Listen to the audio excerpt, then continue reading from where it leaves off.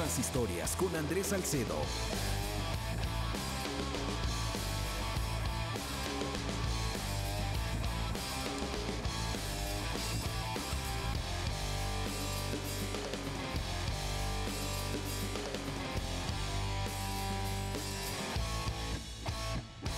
Yo le decía unos minutos antes de sentarnos aquí cómodamente en este sitio a Baltasar Medina, el presidente del Comité Olímpico Colombiano, que hoy en Colombia él está en la boca de todo el mundo, pero para bien. Ha logrado la hazaña de que vayamos con una delegación de más de 100 deportistas a Londres, a los Juegos Olímpicos. Pero antes de hablar de todo esto que a él lo apasiona y a nosotros y que nos cuente tanto que tiene para contar de su vida, yo le voy a proponer a ver si él recuerda los versos de una canción que canta Mercedes Sosa, la negra, y que se llama Las simples cosas de la vida. Andrés, la recuerdo mucho porque en esa canción me inspiro cada vez que vuelvo a la casa donde yo nací. Uno vuelve siempre a los viejos sitios donde amó la vida. Y allí me nutro, vuelvo a vivir, revivo, recreo una infancia bonita que tuve en un ambiente que pocos quizás conocen, como es el ambiente del campo, de la vida en el área rural de los municipios, pero me encanta. Vamos a pasar revista a esa infancia feliz, como bien lo dices. ¿Qué recuerdos te trae la palabra Sopetrán? Las calles de Sopetrán, los campos aledaños, los vecinos, la familia, tu madre, los compañeros de juego. Bueno, yo diría que fueron unos tiempos que, como diría el poeta, uno los evoca pensando que cualquier tiempo pasado fue mejor, mirando de pronto tanta problemática social que hoy en día. Con esto quiero decir que eran unos tiempos en donde, a pesar de ciertas problemáticas de tipo político que se vivían por ese entonces, había respeto por la autoridad, por los principios, por la vida en comunidad, y desde luego tengo los mejores recuerdos no solamente de mi pueblo, sino también de mis compañeros de escuela con quienes compartí hasta el cuarto grado de primaria, porque terminado el cuarto grado de primaria ya tuve que aceptar la decisión de mi familia y trasladarme a vivir a Medellín. Pero en Sopetrán me imagino que dejaste una cantidad de amigos, de amigas, de niños. Ahí fue donde tú empezaste, por ejemplo, a tomarle el sabor a la música, o al baile, o a las fiestas.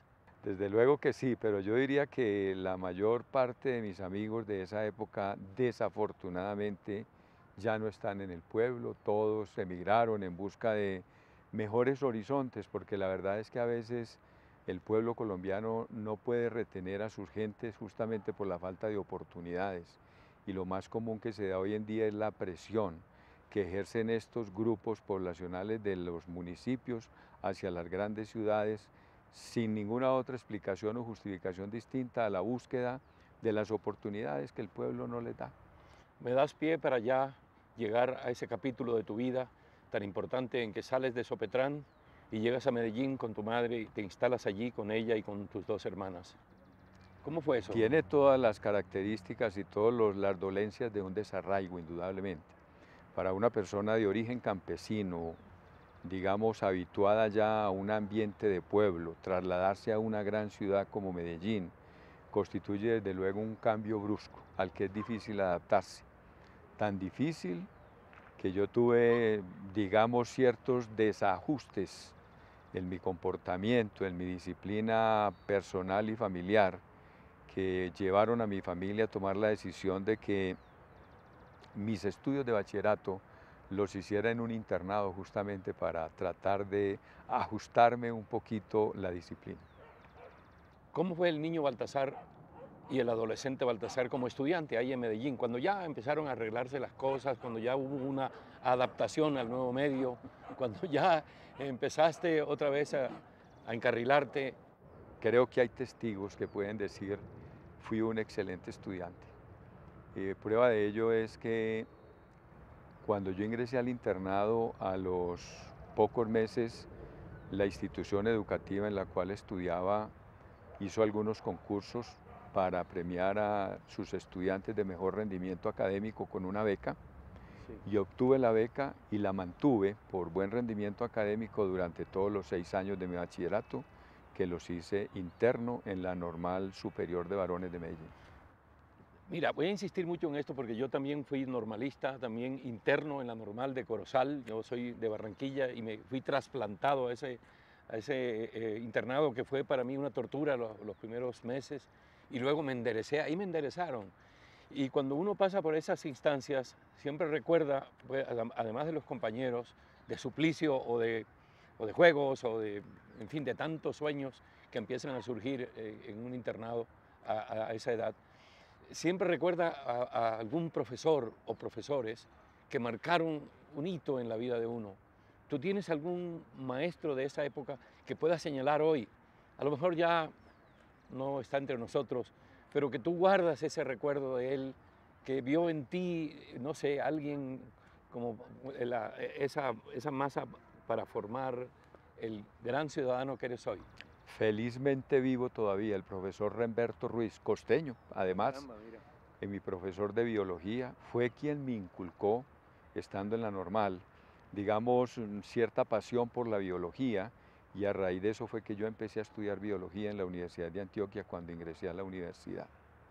Caramba, cuando yo nombro la palabra esnova, ¿qué recuerdos te trae esa Un club palabra? deportivo que creamos en la Normal de Varones justamente por esa fiebre que teníamos los internos, que éramos los líderes deportivos del colegio. Creamos un club deportivo que se llamaba ESNOVA, Escuela Normal de Varones, con el cual participamos activamente en todos los campeonatos de las ligas deportivas en ese entonces en Antioquia. Y llegamos a tener como militantes del club ESNOVA atletas como Migdonio Palacios, Claro, campeón que fue nacional. campeón suramericano de velocidad en los 100 metros. Elimelech Murillo, que fue subcampeón suramericano de los 110 metros con valla. Llegamos a tener boxeadores, grandes basquetbolistas, grandes atletas en Antioquia pasaron por el club de la Escuela Normal de Hubo un Varones. futbolista, incluso Pacho García, Pacho García que es jugó aquí en egresado de la Normal, jugó aquí en Millonarios. Millonarios. ¿Sí?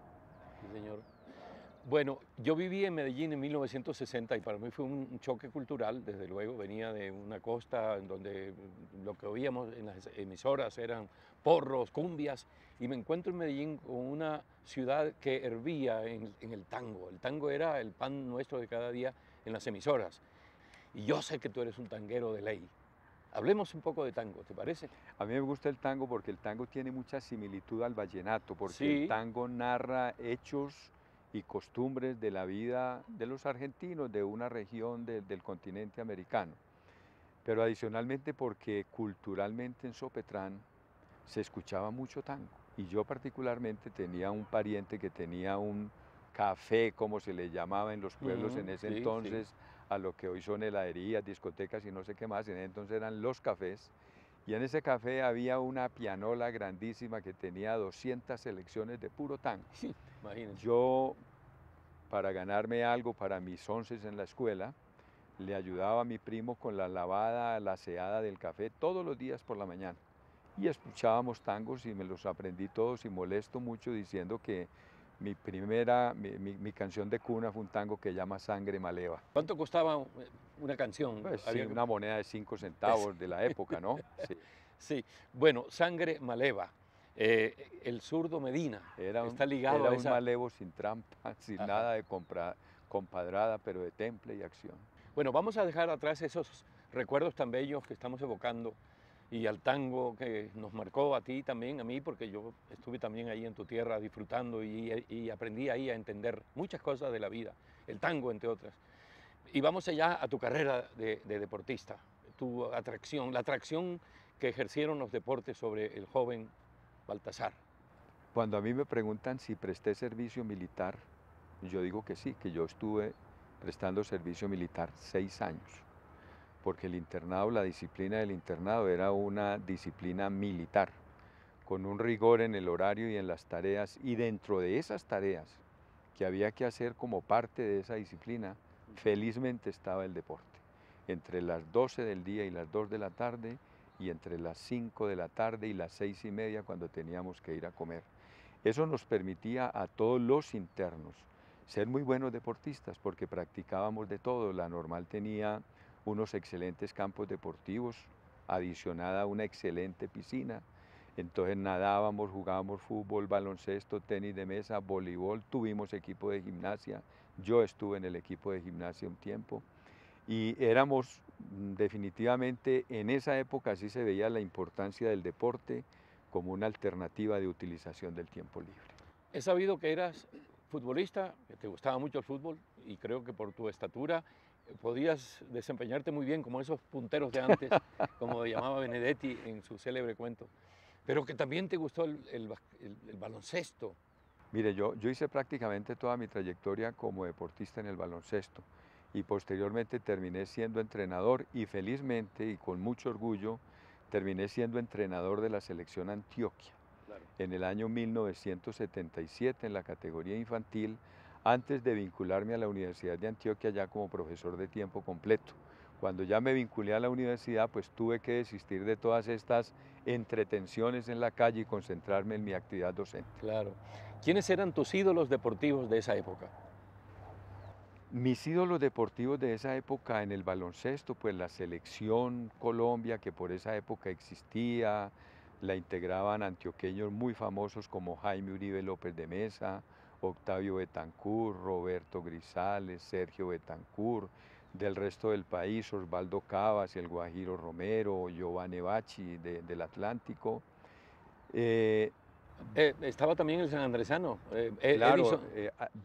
Ávila, el Pilo Ávila, Pilo Ávila. el Pilo Ávila, que después incursionó en la política y llegó a ser diputado en su departamento. Esa era la selección, digamos, la pléyada del baloncesto en esa época y desde luego fueron mis referentes. Bueno, lo que sí me extraña es un hombre tan aficionado al deporte y sentimental a morir. ¿Cómo entra a estudiar biología y química en la Universidad de Le Antioquia? decía ahora que el profesor Remberto Ruiz, que fue mi mentor en el colegio, mi protector, el que de pronto me encarriló, me supo encarrilar, me nombró su monitor, que en ese entonces era un lambón que ponían al lado el profesor para que ayudara en los menesteres de la clase. Y me fue metiendo en la cabeza que esa era el área en la cual yo debía estudiar. Cuando me presenté a la Universidad de Antioquia, aspiré a estudiar biología y química e hice 3 semestres de biología y química. Cuando abrieron el programa de educación física, eso me llegó a donde me tenía que llegar. Te El de enamoraste educación enseguida. física. Yo Claro. soy de educación física y deporte, pedí el cambio de programa y me pasé a estudiar educación física y deporte. Bueno, y luego viene ya el momento, empieza la vida en serio. Hay que buscar un trabajo, hay que alimentar a una familia, hay que ejercer un oficio, una profesión. Yo empecé a trabajar desde niño porque el hombre que nace y vive en el campo tiene que aprender a trabajar desde niño. Eso es una ley. Sí. Y yo diría que más que una ley es un privilegio de los campesinos. Y cuando llegué a Medellín, que empecé a estudiar en bachillerato, trabajaba en mis vacaciones. Yo trabajé todas las vacaciones de mi bachillerato en un almacén, inicialmente en un almacén de muebles muy famoso que había en Medellín que llamaba Muebles Palmira, armando y desarmando mesas y muebles que llegaban al almacén. Y posteriormente en una empresa de electrodomésticos que se llamaba Navarro Espina y Compañía, de cobrador, con una carterita bajo el brazo, recorriéndome todos los barrios de Medellín, recogiendo plata con letras de cambio que firmaban los acreedores del almacén. Y cuando me gradué de normalista, inmediatamente me gradué, empecé a trabajar y estudiaba por la noche en la universidad. Puedo contar felizmente, y eso para mí es un gran orgullo y una gran satisfacción, que yo no he estado desempleado un solo día en mi vida. Como colombiano podría decir que soy de los que me precio de decir que nunca he tenido a mis espaldas la angustia del desempleo. El ser humano tiende a recordar las cosas bonitas, los éxitos, pero en su carrera como dirigente deportivo también han existido momentos amargos, derrotas, momentos difíciles. Con seguridad que han existido muchos, Andrés, pero yo tengo una filosofía de vida. Yo tengo la capacidad de olvidar lo malo y recordar lo bueno. Estupendo, estupendo. Antioquia es en este momento un ejemplo para el país en materia deportiva, ¿no? Lo fue el Valle del Cauca en un tiempo. Ahora como que los ojos de Colombia miran hacia Medellín. ¿Cómo se dio ese ascenso extraordinario del deporte antioqueño? Yo creo que hay muchos factores que inciden y se relacionan para esto. Lo primero que yo digo cuando me hacen esta pregunta es que los antioqueños no tenemos nada diferente al resto de los colombianos. Las potencialidades de los antioqueños para practicar el deporte son las mismas de los del Valle, de los de aquí de Bogotá, de los de la costa, de todas partes. Algunos más para otros deportes, pero somos todos iguales. La clave para mí han sido dos. Lo primero, el interés que le han puesto los gobernantes a apoyar el deporte y a invertir recursos en el deporte. Y lo segundo, los espacios que se le han brindado justamente a los profesionales que van egresando de las universidades. Porque no tendría sentido si las universidades invierten, el Estado invierte y las personas invierten un tiempo en formarse profesionalmente en el campo, si no van a tener la oportunidad de laborar en su campo. Pienso que eso sumado le ha dado a Antioquia una ligera ventaja, que ojalá se recorte, porque yo pienso que el deporte hay que igualarlo es por lo alto y no por lo bajo. Claro. Yo no creo que el deporte colombiano se pueda seguir sosteniendo a futuro solamente en Antioquia, Valle y Bogotá y Cundinamarca. Tenemos que ampliar esos soportes de ese desarrollo deportivo a más departamentos. Bueno, ahora sí vamos a enfocarnos en la Olimpiada, que ya está a puertas en Londres. Más de 100 deportistas. ¿Cuándo se había visto eso, no? Que Colombia llevara incluso cartas de triunfo entre ellos? ¿Cómo se da ese también ascenso ya a nivel nacional? El ciclo olímpico de repente se robustece gracias a usted y no, de verdad, no me mire con esa modestia, pero usted ha hecho mucho por el deporte olímpico colombiano. Pero cuéntenos, ¿cuál es la fórmula? ¿Cuál es la receta Yo de diría que Baltasar ahora Medina? quienes están en boca de todos los colombianos y quienes tienen la atención de todos los colombianos son los 104 compatriotas que nos van a ir a representar en los Juegos Olímpicos de Londres. Y eso se ha logrado por dos razones. La primera, porque es el resultado de un proceso que se inició en el país hace ya bastante tiempo. Y a veces nosotros perdemos la memoria y nos olvidamos de dónde se originan las cosas. Yo quiero aprovechar para hacer un homenaje, un reconocimiento a la memoria de un gran dirigente deportivo, Diego Palacios Gutiérrez, fallecido ya hace 3 años, quien en su momento, cuando fue director de Coldeportes, diseñó lo que él en su momento llamó el Plan de los Deportes Estratégicos del país. Y se concentró en ese entonces, recuerdo, en el ciclismo, en el atletismo, en el levantamiento de pesas, en 6 o 7 deportes. Ese proceso ha tenido continuidad y hoy los resultados los estamos viendo después de 12, 14 años de trabajo. Eso para mí ha sido la razón de ser de lo que estamos viviendo ahora. Pero adicionalmente quiero insistir en que todo esto sin recursos no es posible. Claro. Y en eso hay que reconocer que el gobierno colombiano, con el gobierno central a la cabeza y los gobiernos territoriales siguiéndole los pasos, han venido interesándose cada vez más por invertir en el deporte como un factor de desarrollo social de sus comunidades. Bueno, ya supongo que ya está preparando su equipaje, ya lo tiene casi listo. ¿Qué es lo que no puede faltar en la maleta de viaje de Baltasar Medina?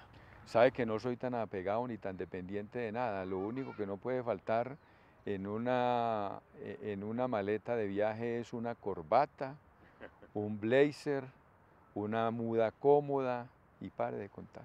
¿Ha tenido algún problema un deportista que lo llama o que usted se entera de que tiene, no sé, un problema estomacal o que está enredado con una autoridad inocentemente se metió por donde no debía, en donde usted ha llegado como le dicen los toreros, para hacer el quite? Hacer el quite. Sí. Me ocurrió de delegado de ciclismo a los Juegos Olímpicos de Winnipeg, en Canadá, con el equipo de pista. Íbamos para los Juegos, llegamos a Miami haciendo una escala técnica de 2 horas para seguir a Toronto y 3 de los deportistas no tenían visa americana y pues había sido una imprevisión de la federación porque parece que el consulado americano había advertido que así fuera para hacer tránsito se tenía que llevar la visa americana. Me tuve que quedar con los 3 deportistas detenidos en un cuartico pequeño con un negro grandote cuidándolos y después de hacer todos los trámites, no solamente salir con la cabeza agacha, sino tener que pagar la cuidada del negro, porque no teníamos la visa americana. Ay, Dios mío. Bueno, usted es un hombre joven todavía. Yo Gracias, también, ¿no? Entre gracias, los Andrés. viejos tenemos que hacernos propaganda, Darnos porque ánimo, si no, darnos ánimo, sí. pero tiene algo paternal, ¿no? De esas personas que se acercan a un deportista y le echan la mano al hombro o le dan un consejo. ¿Qué es lo que se le debería decir a un ciclista o a un atleta o a un nadador cuando está próximo a una competencia en donde se define todo? ¿Y qué es lo que no se le debe decir nunca? Lo que hay que hacer con un deportista antes de la competencia es llenarlo de confianza, hacerle que se sienta seguro de sus capacidades, de sus condiciones y de su éxito deportivo. Y desde luego lo que se le debe decir que no haga es justamente dejarse presionar sobre lo que se pueda decir en el ambiente con respecto a lo que debe ser su actuación. Su actuación será finalmente lo que él sea capaz de dar, no lo que los demás queramos o creamos que él puede dar. ¿Qué cualidad debe tener un deportista para ganar una medalla olímpica? Yo diría que lo primero, pues desde luego, una excelente preparación y estar muy convencido de sus capacidades y de su trabajo. Y esa es una de las cosas que más me anima y más me convence del grupo que llevamos a Londres, al menos de esa élite en la que tenemos centrada nuestras expectativas de medalla. Es que son muchachos convencidos de sus capacidades y totalmente convencidos de sus posibilidades de éxito. El primer nombre que le someto a su juicio, Óscar La Roca, Un cantante de tango de mis favoritos. María Isabel Urrutia, El símbolo del olimpismo en Colombia por ser la única medallista de oro. El Choclo, Un tango muy famoso. Diego Salazar, Diego Salazar es un atleta que desafortunadamente se nos quedó en el camino de la preparación a Londres por una enfermedad que tuvo, pero indudablemente el país le tiene que reconocer su medalla en Beijing el año pasado y ojalá sus posibilidades de que vuelva a la competencia en las próximas Olimpiadas. Helmut Bellingroth, Helmut Bellingroth también es una imagen del olimpismo colombiano por haber sido nuestro primer medallista olímpico y aparte primer medallista, doblemente medallista olímpico hoy con una misión bien importante como lo es el consulado que está haciendo en La Habana, Cuba. sí señor, Juan Esteban Arango, Juanes es un fuera de serie para mí. Es un muchacho que está haciendo la revelación del ciclismo mundial en una prueba nueva dentro del programa olímpico que es el Omnium, preparado mental, física y psicológicamente para ser medallista en Londres. Eliezer Julio, Eliezer Jun, una gloria del boxeo colombiano. María Luisa Calle, María Luisa Calle, una mujer que es ejemplo para la mujer colombiana, porque muchas personas a veces le miran el aspecto físico a María Luisa y dudan de que sea una mujer capaz de haber logrado lo que ha logrado y todo es producto de una disciplina, de una entrega y una consagración a su deporte de tiempo completo. el Chocó, El Chocó es un departamento con el que tengo mucha afinidad. Estuve por espacio de 8 años presidiendo inicialmente la Junta Directiva de Coldeportes Chocó, después la Junta Directiva de Indecho. Tengo grandes amigos en el Chocó. Fui compañero de muchos chocuanos porque la Normal, en el internado de la Normal, uno de los, digamos, visitantes, de los extranjeros más numerosos que había en el internado eran chocuanos. y voy a cerrar con un nombre que está muy de moda en este momento y todo el mundo lo menciona en la prensa, en los micrófonos, en la calle, Mariana Pajón. Mariana Pajón es una mujer que viene construyendo su sueño olímpico desde niña. Todos sabemos que Mariana Pajón, a pesar de todo ese récord de triunfos internacionales que tiene, no había podido competir en unos Juegos Olímpicos por su edad. Ahora que ya adquirió la edad reglamentaria, su único sueño es ser medallista.